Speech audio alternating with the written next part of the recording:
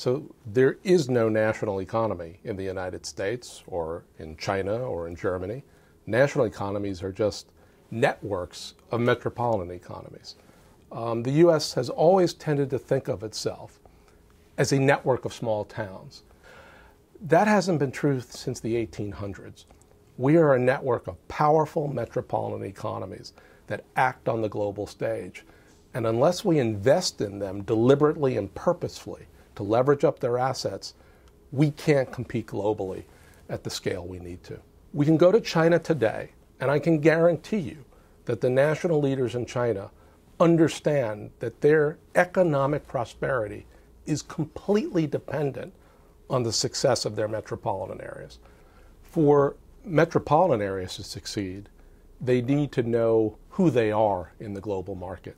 They need to know what makes them distinctive. What do you export? Who do you trade with? Metros don't need to copy someone else or be like someone else. They need to understand who they are, understand what makes them special, and build from those distinctive assets. If we want to compete in this century, we have to build an economy that is driven by exports, powered by low carbon, and fueled by innovation. And not just ideas, but production and deployment of what we invent. That will be disproportionately delivered, financed, produced in our metropolitan areas.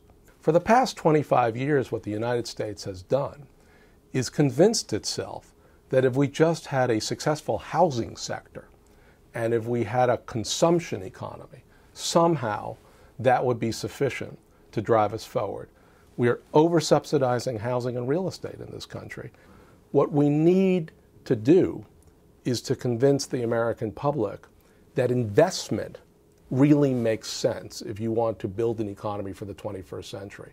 One of the most embarrassing things as an American is to travel abroad and go to their new airports and go to their new rail facilities and compare them back to what we have here.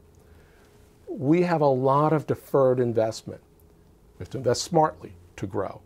If we do that, no one can compete with us this century.